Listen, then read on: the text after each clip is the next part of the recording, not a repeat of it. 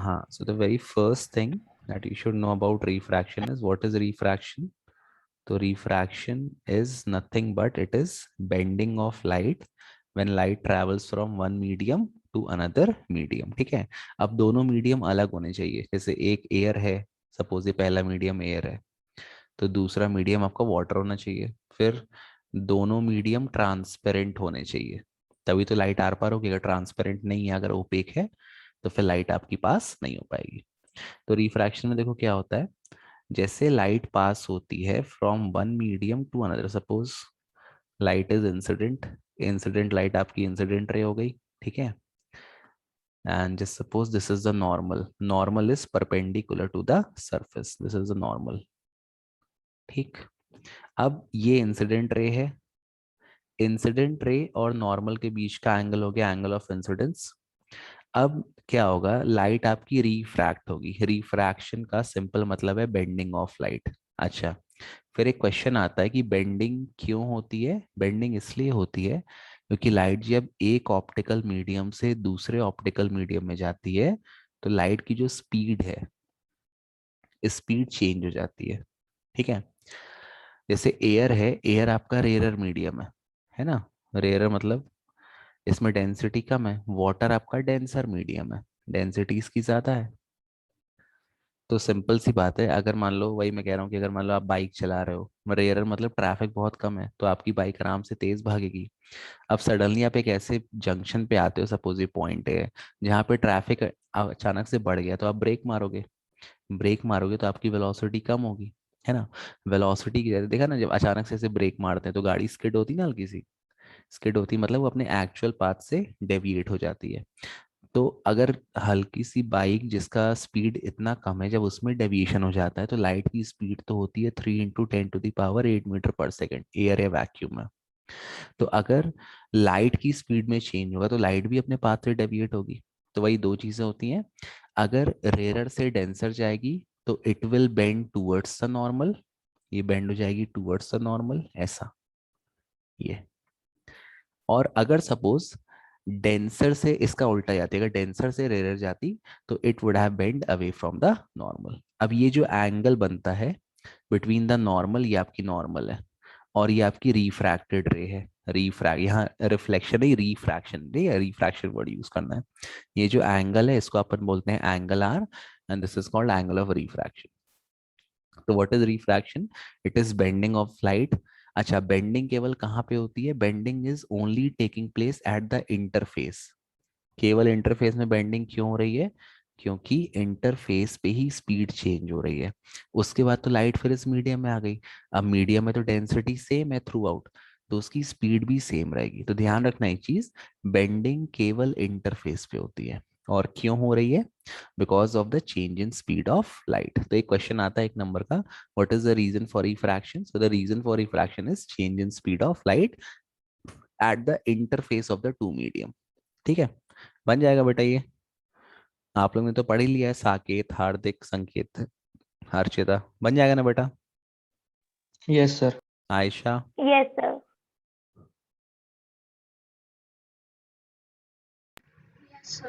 है ना, ये सिंपल है। अब देख चलो, ठीक है, मैंने इसके 2 3 टॉपिक पढ़ा दिए हैं बेटा, तो अभी मैं रिपीट नहीं कर रहा, बाकी किसी दिन मैं एक्स्ट्रा क्लास लेके पढ़ा दूंगा। अभी अपन नेक्स्ट टॉपिक पढ़ते हैं, जो है refraction of light through a glass slab, rectangular glass slab. और आपको रेक्टेंगुलर ग्लास स्लैब का इस साल प्रैक्टिकल है, आपको एक्टिविटी भी क्लास में परफॉर्म करनी पड़ेगी। तो अभी तो मैं आपको बता देता हूँ होता क्या है, बाकी जब आप एक्टिविटी अपने लैब में परफॉर्म करोगे तो that would be more clear to you. तुम लोग का स्कूल खुल गया आयशा? 16 से खुल रहा है। ओके ओके, चलो ठीक है। तो I think when your school will open up, they will go straight for the practical activities or whatever you have in your syllabus. देखो यहाँ पे, ये एक रेक्टेंगुलर ग्लास स्लैब है, ये इसकी थिकनेस है T, and these are the two surfaces A B and C D, ठीक। अब इस रेक्टेंगुलर ग्लास स्लैब पे लाइट आपकी सपोज यहाँ पे इंसिडेंट हो रही है, दिस इज द इंसिडेंट रे, ठीक है। ये आपका पॉइंट हो गया O, this is the point O. अब यहाँ पे आप एक परपेंडिकुलर ड्रॉ कर दो या नॉर्मल ड्रॉ कर दो, चलो मैं डॉटेड लाइन ड्रॉ करता हूँ, this is the normal, this is the normal, ठीक। ये एरो बनाना बहुत जरूरी है बेटा, एरो ही बताते हैं कौन सा इंसिडेंट है कौन सा रिफ्रैक्टेड है। This is angle I, angle of incidence.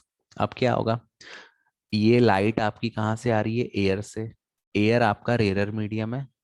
आपको एक टेबल दी है एनसीईआरटी में, वो टेबल आप पढ़ लोगे तो आपको ये पता चल जाएगा कि कौन सा मीडियम रेयर है कौन सा डेंसर है, ठीक है। ये आपका ग्लास प्रिज्म है या ग्लास सॉरी स्लैब है, तो ये ग्लास का है तो ग्लास आपका डेंसर मीडियम है। तो अभी लाइट कहाँ से ट्रैवल कर रही है, light is travelling from rarer medium to denser medium. और अभी मैंने बताया when light will travel from rarer medium to denser medium, it will bend towards the normal. और उसकी स्पीड क्या हो जाएगी, उसकी स्पीड कम हो जाएगी। तो जो आपका अगला डायग्राम है वो सॉरी, तो जो आपकी अगली लाइन है वो ऐसी बन जाएगी, ये बन बेंड होगी टूवर्ड्स द नॉर्मल, ठीक। ओके, इतना क्लियर है। अब देखो, सपोज ये ओ था, अब ये जो लाइट यहाँ पे पहुंची, it is reaching at point O dash, ठीक। अब ये जो एंगल है बेटा छोटा सा, ये क्या हो जाएगा, एंगल आर या एंगल ऑफ रिफ्रैक्शन। और ये जो रे ऑफ लाइट है इसको कुछ नाम दे दो, ये हो गई ए से ओ, इसको दे दो यहाँ, चलो ये ओ डैश यहाँ दे दिया, इस पॉइंट को छोड़ दो, ये हो गई ओ ओ डैश। तो ए ओ आपकी इंसिडेंट रे है, ओ ओ डैश आपकी रिफ्रैक्टेड रे है। अब यहाँ पे फिर से आप एक वो बना लो नॉर्मल, ठीक है। ये आपने एक नॉर्मल ड्रॉ कर दिया। अच्छा अब देखो यहाँ पे, ये एक सरफेस है और ऐसे ये दो नॉर्मल मैंने ड्रॉ की। नॉर्मल मतलब जो सरफेस को परपेंडिकुलर होते हैं, परपेंडिकुलर है मतलब ये दोनों एंगल इक्वल है, करस्पॉन्डिंग एंगल क्लास 9 में पढ़ा होगा। तो अगर करस्पॉन्डिंग एंगल इक्वल है तो लाइन कैसी हो जाती है, पैरेलल। या सिंपल कहने का मतलब, अगर आप एक ही सरफेस पे दो नॉर्मल ड्रॉ करोगे तो वो दोनों एक दूसरे को पैरेलल होंगी। अब ये दोनों नॉर्मल है और ये इनके बीच एक लाइन जा रही है ओ डैश। तो जितना ये एंगल आर है उतना ही ये एंगल आर होगा। ये कौन सा एंगल होगा, अल्टरनेट इंटीरियर एंगल है ना, ये पढ़ा है ना। If two parallel lines are intersected by a transversal, then pair of alternate interior angle are equal. तो अगर ये एंगल आर है इस तरफ वाला, तो ये भी एंगल आर हो गया। फिर इसके बाद पाया गया कि अब ये लाइट देखो वापस कहाँ से आएगी, अब ये ट्रैवल करेगी ग्लास से और वापस कहाँ जाएगी, एयर में। Now it is travelling from denser medium to rarer medium. अब जैसे Rarer लाइट, medium. हाँ अब जैसे लाइट डेंसर से रेयर में जाएगी, एक मिनट सॉरी, जैसे लाइट डेंसर से रेयर में जाएगी अब क्या होगा, इसकी वेलोसिटी इंक्रीज होगी and it will bend away from the normal, ये नॉर्मल से दूर हो जाएगी। दिस, इसको सपोज ओ ए, इसको बी मान लो या कुछ भी मान लो, ई मान लो। ये जो ओ ई है इसको अपन बोलते हैं इमर्जेंट रे, and this is called angle of emergence. फिर आगे क्या पाया गया कि अगर मैं इंसिडेंट रे क्या है, एओ, अगर मैं इसके डायरेक्शन को एक्सटेंड करता हूं, if I am extending the direction of incident ray, तो ये पाया गया बेटा कि जो इंसिडेंट रे है उसका जो डायरेक्शन है वो इमर्जेंट रे को कैसा होता है, the incident ray is parallel to the emergent ray, ठीक। और क्या पाया जाता है इसका conclusion, angle of incidence is equal to angle of emergence. अब सुन लो, आपको ये एक्टिविटी एग्जाम में मतलब प्रैक्टिकल के करना है आपको, प्रैक्टिकल तो आपके वैसे होते नहीं है जनरली, नाइन्थ में प्रैक्टिकल नहीं होते ना आर्चिता तुम लोग के, नाइन्थ में कहाँ कुछ हुआ था तुम्हारे यहाँ, आयशा स्कूल में हुआ था प्रैक्टिकल नाइन्थ में, Some was a bio का. बायो का हुआ था, ओके। हाँ तो चलो इस साल भी होगा। तो ये बेसिकली एक्टिविटी आपको लिखने को देंगे और परफॉर्म करने को देंगे। और जो वाइवा मेन आपका डिपेंड करता है वाइवा, बाकी में तो थोड़ा चीटिंग शायद हो जाता है जितना मुझे पता है। अब आप डीपीएस का मुझे नहीं पता, बट मेरे स्कूल में चीटिंग हो जाती है कभी कभी। तो वाइवा में आपसे यही सब पूछते हैं कि आपने एक्सपेरिमेंट किया तो आपको क्या कंक्लूजन मिला, क्या ऑब्जर्वेशन, तो you have to remember the conclusion. तो क्या कंक्लूजन मिला आपको, सबसे पहला ये जो इंसिडेंट रे है इसका जो डायरेक्शन है, the direction of incident ray is parallel to the emergent ray. मैं इसको डायरेक्शन क्यों बोल रहा हूँ, कि मैं इंसिडेंट रे को प्रोड्यूस कर रहा हूँ। और दूसरा आपको सबसे इंपॉर्टेंट क्या मिला, angle of incidence is equal to the angle of emergence. तो this is refraction through a rectangular glass slab, ठीक। अच्छा इसके बाद क्या मिलता है, अगर आप ध्यान से देखो तो ये जो डायरेक्शन ऑफ इंसिडेंट रे है और ये जो इमर्जेंट रे है, इसके बीच कुछ डिस्टेंस है, ये डिस्टेंस है ना, इस डिस्टेंस को अपन बोलते हैं लैटरल डिस्प्लेसमेंट या लैटरल शिफ्ट भी कई जगह बोलते हैं। लैटरल डिस्प्लेसमेंट, लैटरल मतलब होता है साइडवेज। तो देखो हुआ क्या, ये जो इमर्जेंट रे ये है तो वही रे ना, ये पहले एयर से आ रही थी फिर वापस एयर में निकल गई, रे तो वही है बट क्या हुआ, ये हल्का शिफ्ट हो गई साइडवेज, इतना डिस्टेंस ही शिफ्ट हो गई।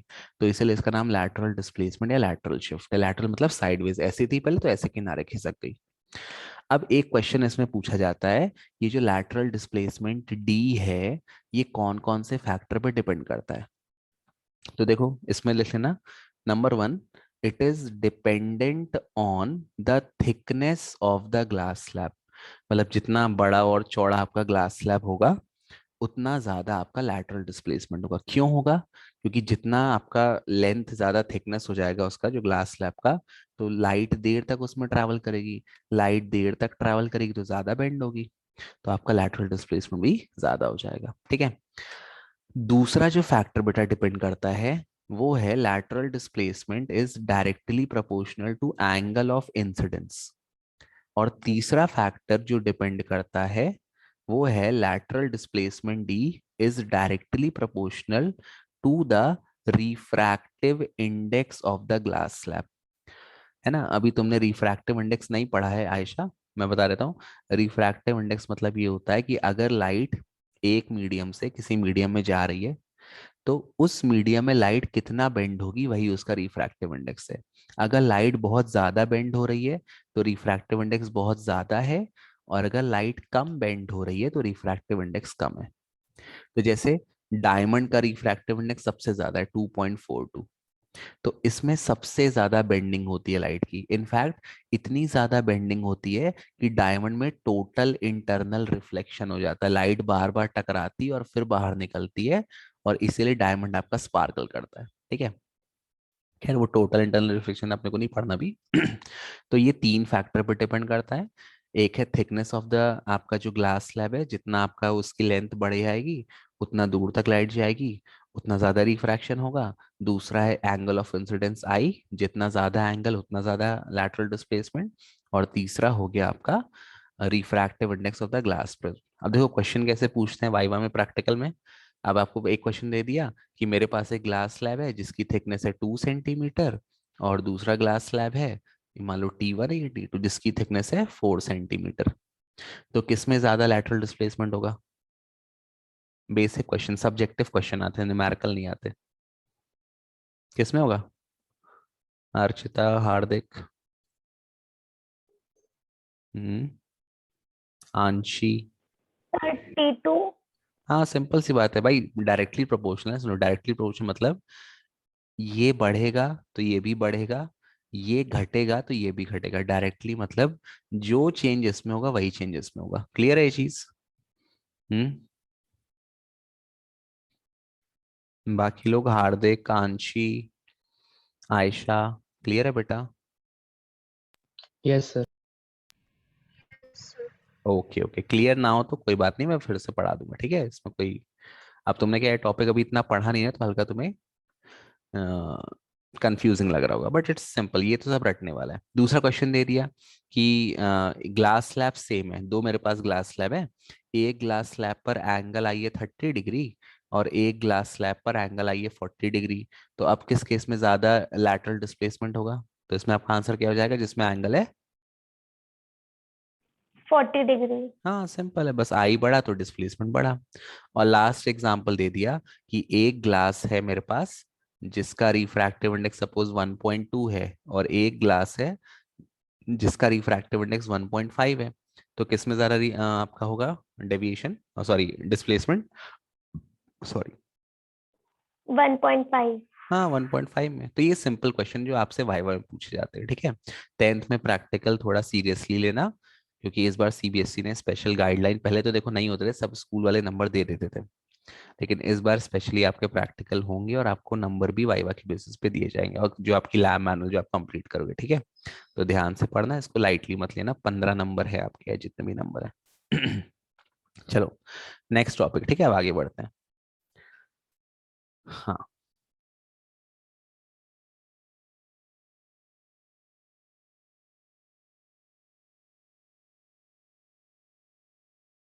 Next topic. अरे एक मिनट बेटा, हैंग हो गया मेरा कंप्यूटर। सब पे मल्टीपल क्लिक करें, just wait a minute. I have to purchase a new laptop, but क्या बताऊं। हाँ देखो यहाँ पे नेक्स्ट टॉपिक है raised position of a coin in water. ठीक, सभी ने देखा है जैसे आप कोई सिक्का डालो पानी में, कोई भी ऑब्जेक्ट पानी में डालो तो वो ऑब्जेक्ट हल्का आपको ऊंचा दिखाई देता है अपनी नॉर्मल डेप्थ से। तो ऐसा क्यों होता है? अब देखो अगर ये एक नंबर का सवाल आता है तो आप सिंपल आंसर लिख देना, it is happening because of refraction of light. क्यों हो रहा है? Due to refraction of light. ठीक है, लेकिन अगर मान लो डायग्राम बन के आ गया, या कई बार ऐसे क्वेश्चन भी आते हैं जहां पे डायग्राम आधा कंप्लीट करके देगा, आपको डायग्राम पूरा करना पड़ेगा। तो देखो कैसे करना है। सपोज ये आपका एक बीकर है, ठीक, इस बीकर में आपके पानी भरा हुआ है, यहाँ पे आपने कॉइन रखा है, ठीक, this is a coin placed at the bottom of the beaker. ठीक, और ये आपका पूरा पानी भरा हुआ है। अब आप ये मान लो कि ये जो कॉइन है या जो बीकर है जहां पे कॉइन प्रेजेंट है, इसकी डेप्थ एक्स है। ओके, अच्छा, अब लाइट आएगी ऐसे कॉइन पर, गिरेगी, फिर कॉइन से लाइट आपकी रिफ्लेक्ट होगी, वाटर से जाएगी और फिर वाटर से एयर में जाएगी, है ना।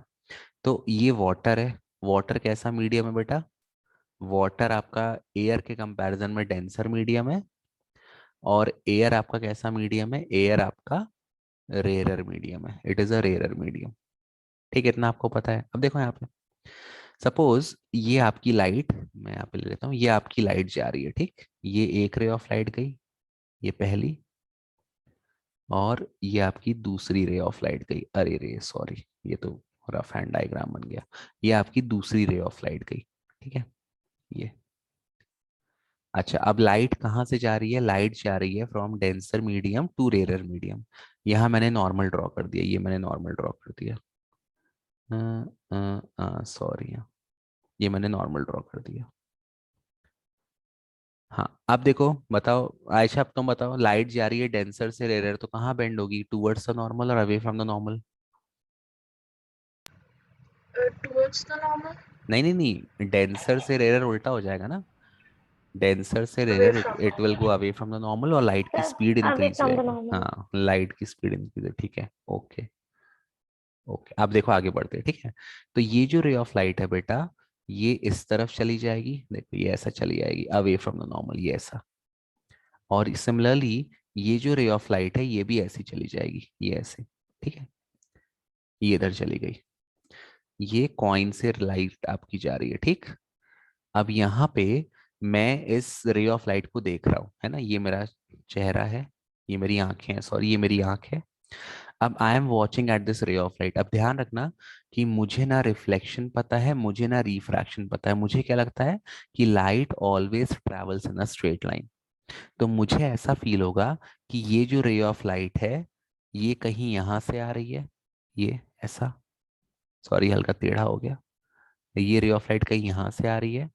सिमिलरली ये रे ऑफ लाइट कहीं यहाँ से आ रही, मुझे ऐसा फील होगा, क्योंकि लाइट, मुझे क्या पता है, light travels in a straight line. एक मिनट, थोड़ा मैं सही कर दूं, हल्का टेढ़ा बन गया, आपको समझ में नहीं आएगा। हाँ, मुझे क्या पता है, light travels in a straight line, तो मुझे लगेगा ये जो रे ऑफ लाइट है ये कहीं यहाँ से आ रही है ऐसा, ये ये ये और ये जो रे ऑफ लाइट है ये कहीं यहाँ से ऐसे आ रही है, ठीक। तो अब मुझे यहाँ पर इसकी एक वर्चुअल इमेज मिलेगी। एक्चुअल में ऐसा नहीं है, ये बस एक ऑप्टिकल इल्यूशन है। तो कॉइन की रियल डेप्थ कितनी थी? एक्स।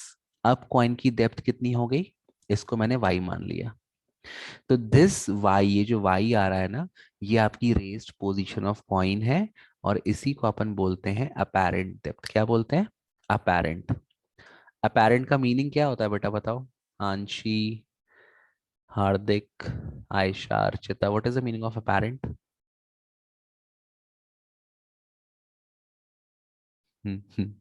Don't search, Google. ऐसे ही बताओ। अपेरेंट मतलब नॉट क्लियर, मतलब वो है बट वो है नहीं, है ना। जैसे हमको लगता है कि हमारे पास बहुत दिमाग है बट वो है नहीं, तो वो अपेरेंट है जो क्लियर ना हो। तो अपेरेंट मतलब एक इल्यूजन टाइप का है ना। तो ये इसकी अपेरेंट डेप्थ आ गई। फिर एक बेटा फॉर्मूला होता है रियल डेप्थ, इसको आप याद कर लेना, एक नंबर का क्वेश्चन आ जाता है, upon apparent depth is equal to refractive index of water. ठीक। तो रियल डेप्थ क्या है, इसको मैंने x माना, अपेरेंट को y माना, x upon Y is equal to N W refractive index. ये बस लिख लो, फॉर्मूला लिख लो। अब इसका क्वेश्चन कर लो छोटा सा। छोटा सा क्वेश्चन कर लो। आंशी यहाँ हो तुम यहाँ पे? अमृता, आंशी, अमृता कौन है यार? अमृता वो है क्या? आ, चलो ठीक है, मत बताओ कौन है। बन जाएगा बेटा ये फॉर्मूला। लिख लो क्वेश्चन छोटा सा। क्वेश्चन आप लिख लो कॉपी पे। The refractive index of water लिख लो, मैं लिख देता हूँ। रिफ्रैक्टिव इंडेक्स ऑफ वाटर दिया है 1.3, पहली चीज। And the real depth of a coin मतलब X, real depth of a coin is suppose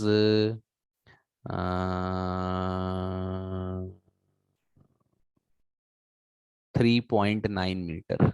ये 3.9 मीटर है, ठीक। अब क्वेश्चन पूछ लेगा what is the apparent depth, निकालो बताओ answer. Tell me Amrita, Hardik, Aanshi चली गई देखो, आयशा, बताओ बेटा आंसर।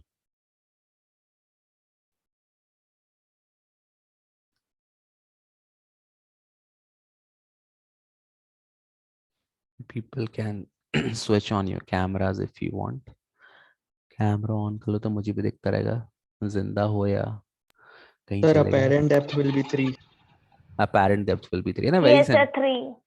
ठीक है, अमृता बन जाएगा, और आयशा, Yes, sir.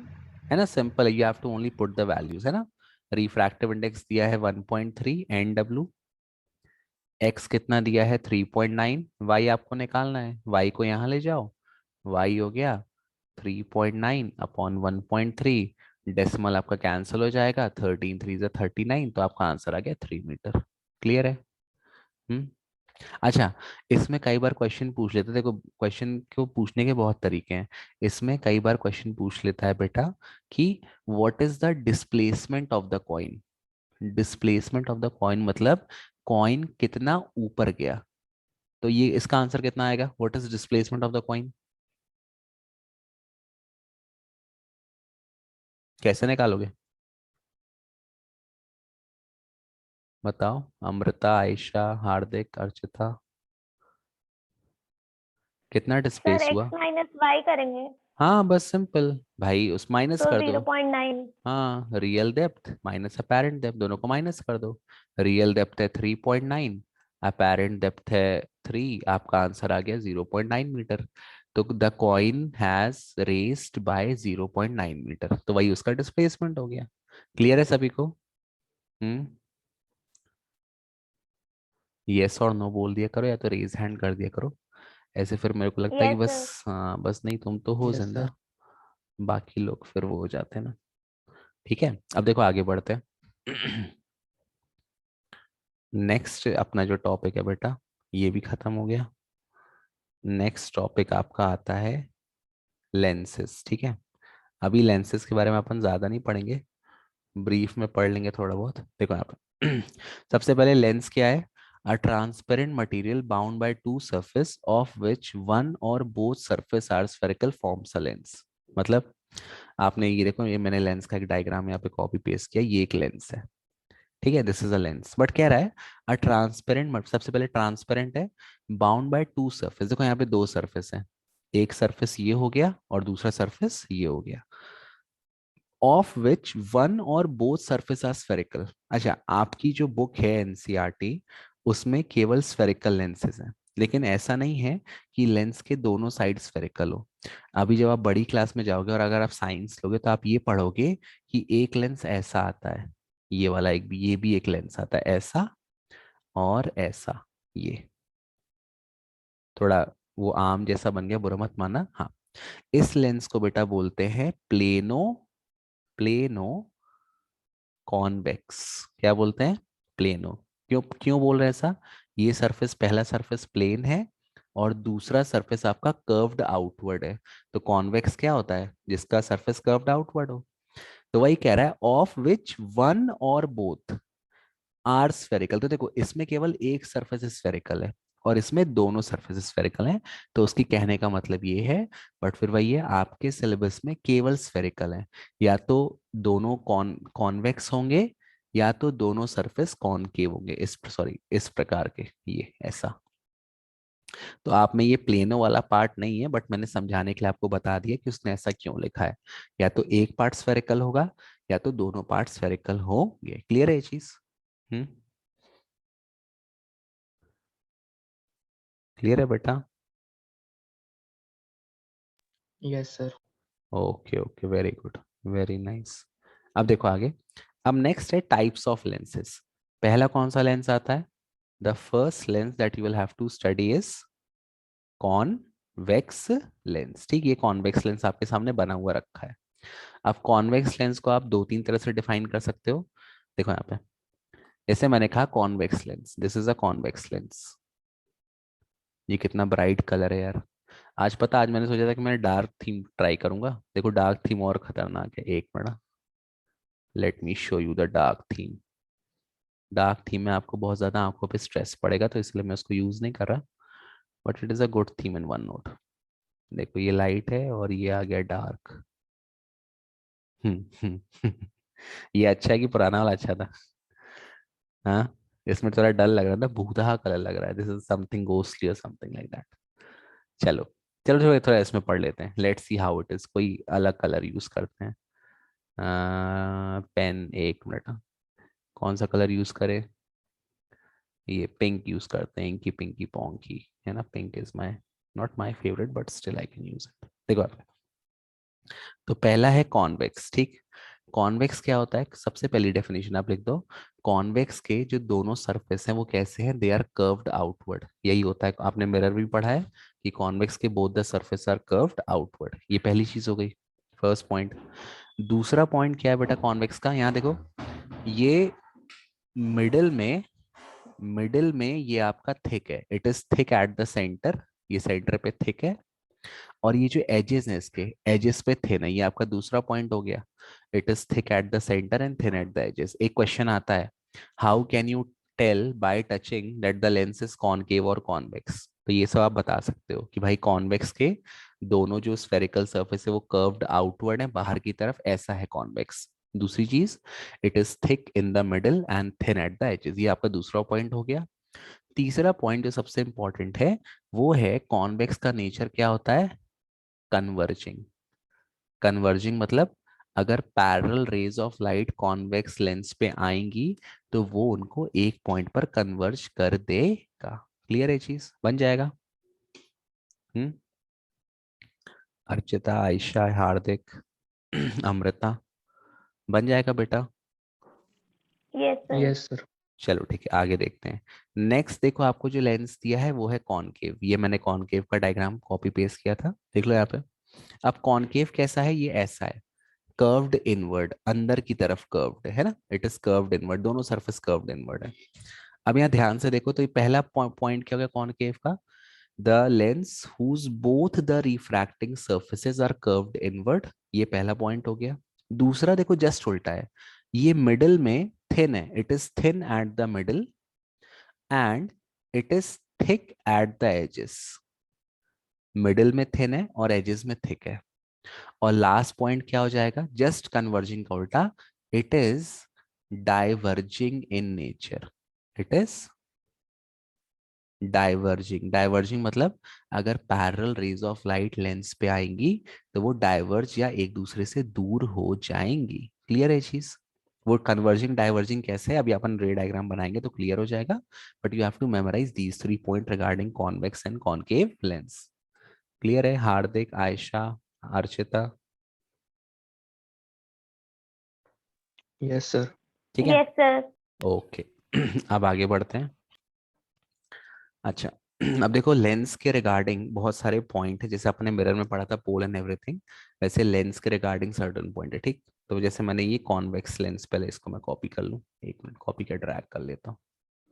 ये मैंने कॉन्वेक्स लेंस ले लिया, ठीक है। अब सबसे पहला पार्ट क्या होता है बेटा? सबसे पहला पार्ट है इसमें प्रिंसिपल एक्सिस। प्रिंसिपल एक्सिस क्या होता है? It is an imaginary line passing through the optical centre. अच्छा एक मिनट रुक जाओ, हाँ ये प्रिंसिपल एक्सिस है। ये कहाँ से पास होता है? It passes through the optical centre. एक मिनट, ऑप्टिकल सेंटर बना लेने दो। ये जो पॉइंट ये ओ है, इसको अपन ऑप्टिकल सेंटर बोलते हैं। क्या बोलते हैं? Optical centre. अब ऑप्टिकल सेंटर की डेफिनेशन क्या हो जाएगी? It is mid point of the lens. क्या है definition? It is mid point of the lens. Lens का मिडिल पॉइंट या जो मिड पॉइंट है उसको ऑप्टिकल सेंटर बोलते हैं। अब ये तो इसकी डेफिनेशन हो गई। सबसे इंपॉर्टेंट चीज बेटा एक ये होती है कि ऑप्टिकल सेंटर से निकलने वाली कोई भी रे ऑफ लाइट रिफ्रैक्ट नहीं होती। मतलब कहने का कि अगर मान लो जैसे ये एक रे ऑफ लाइट है, ये अगर ऑप्टिकल सेंटर से पास हो रही है तो ये बिल्कुल सीधी की सीधी निकल जाएगी, इसमें रिफ्रैक्शन नहीं होगा। ये ऑप्टिकल सेंटर की प्रॉपर्टी है। Any ray of light passing through the optical centre goes without deviating. और इस प्रॉपर्टी का अपन यूज भी करेंगे रे डायग्राम बनाने में। ठीक है, तो ये निकल गया। मान लो यहाँ से कोई रे ऑफ लाइट आ रही है तो ये भी ऐसे सीधे निकल जाएगी, इसमें कोई भी रिफ्रैक्शन नहीं होगा। This is the property of optical centre. Clear है बेटा? अर्चिता, आयशा, हार्दिक? ओके। Yes, sir. फिर हाँ, फिर इसमें देखो अब ये सब रटने वाले पार्ट हैं। फिर इसमें आ गया कि aperture. What is aperture of lens? बताओ, जो मिरर का अपर्चर था वही लेंस का अपर्चर है। बताओ क्या है डेफिनेशन अपर्चर की? अर्चिता?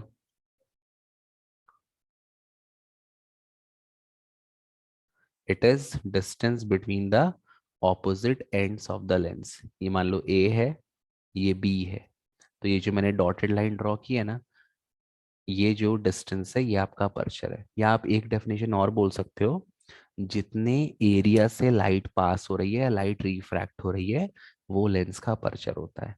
ठीक है, तो या तो आप बोल दो it is distance between the opposite end of the length, या it is the area through which light is getting refracted. ठीक, जितना पार्ट ऑफ लेंस लाइट को रिफ्रैक्ट कर रहा है वो उसका अपर्चर हो जाएगा। क्लियर है? चीज बन जाएगा। ये सब रटने वाले हैं, अगर एमसीक्यू आएंगे तो 1 नंबर का आ जाएगा। आई थिंक आपसे बन जाएगा क्या होता है अपर्चर। ठीक, अच्छा अब नेक्स्ट आता है बेटा centre of curvature. Centre of curvature, sorry, curvature. Centre of curvature सुन लो। अब देखो लेंस में 2 पार्ट है, 2 रिफ्रैक्टिंग सरफेस है। मैं मानता हूं कि ये वाला जो मान लो ये जो इस तरफ वाला ये वाला जो रिफ्रैक्टिंग सरफेस है, इसको मैंने यहाँ किसी लेंस से काटा है, ये ऐसा। और ये जो दूसरा रिफ्रैक्टिंग सरफेस है इसको मैंने यहाँ किसी लेंस से कट किया है। ठीक है, ये दो। तो अब क्योंकि 2 स्फीयर से मैं अलग अलग पार्ट काट रहा हूं तो भाई 2 स्फीयर के 2 सेंटर ऑफ कर्वेचर होंगे। तो इसीलिए लेंसेज में 2 सेंटर ऑफ कर्वेचर होते हैं। क्यों? फिर से देख लो, क्योंकि मैं ये मानता हूं कि एक पार्ट को मैंने यहाँ किसी स्फीयर से कट किया है, इस वाले, और इस वाले पार्ट को मैंने यहाँ किसी स्फीयर से कट किया है। इस स्फीयर का एक सेंटर होगा, इस स्फीयर का भी एक सेंटर होगा। इसीलिए लेंसेज में 2 सेंटर ऑफ कर्वेचर होते हैं। तो एक को आप मान लो C1 और दूसरे को आप मान लो C2। क्लियर है? बन जाएगा। अच्छा डेफिनेशन क्या हो जाएगी? It is centre of the sphere of which the refracting surface is a part, या from which the refracting surface has been taken out. जिस स्फीयर से आपने रिफ्रैक्टिंग सरफेस को निकाला है, उस स्फीयर का जो सेंटर है वो हो जाएगा सेंटर ऑफ कर्वेचर। अब क्योंकि 2 रिफ्रैक्टिंग सरफेस है इसलिए 2 आपके स्फीयर लगे, 2 स्फीयर लगे मतलब 2 सेंटर ऑफ कर्वेचर। क्लियर है? ये चीज बन जाएगा। आयशा, हार्दिक, अर्चिता। Yes, sir.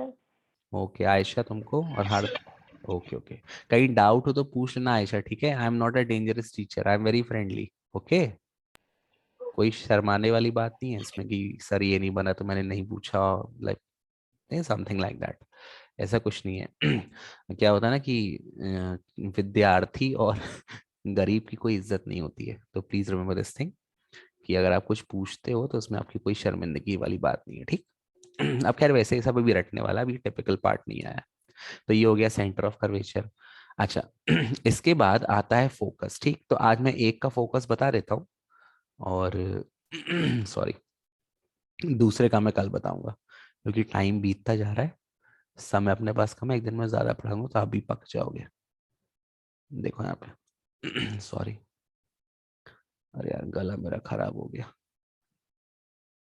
देखो यहाँ पे, ये कॉन की कॉन्वेक्स लेंस है।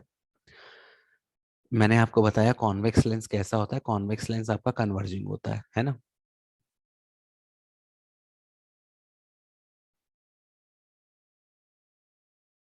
ये देखो, सॉरी, पेन कहाँ गया, ये पेन आ गया। ये, अब सपोज ये इसका प्रिंसिपल एक्सिस है,